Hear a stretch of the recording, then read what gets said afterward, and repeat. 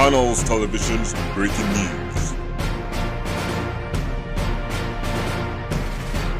Crime control news میں خوش آمدید. میں ہوں آپ کی ہوسٹ رزینہ خان. آپ دیکھ رہے ہیں کرائم کنٹرول نیوز HD. مزید جانتے ہیں ہمارے نمائندے کی اس رپورٹ میں.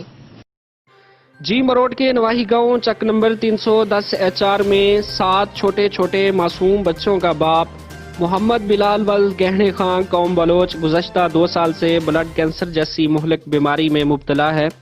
تفصیلات کے مطابق مروڑ کے نواحی گاؤں چک نمبر 310 HR میں 3 بیٹوں اور 4 کم سن معصوم بیٹیوں کا باپ محمد بلال قوم بلوچ گزشتہ 2 سال سے بلڈ کینسر جیسی مہلک بیماری میں مبتلا ہے. محمد بلال کی 1 ماہ کی دوائی تقریباً 1 لاکھ سے بھی زیادہ رقم کی ہوتی ہے.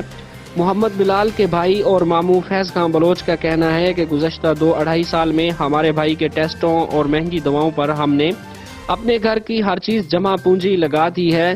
اب نوبت یہاں تک آ پہنچی ہے کہ گھر میں کوئی ایسی چیز نہیں بچی کہ ہم اس کو بیچ کر اپنے مریض کا علاج اور دوائی خرید سکیں. مہلک بیماری میں مبتلا یہ خاندان کو کسی بڑے مسیحا کا انتظار ہے.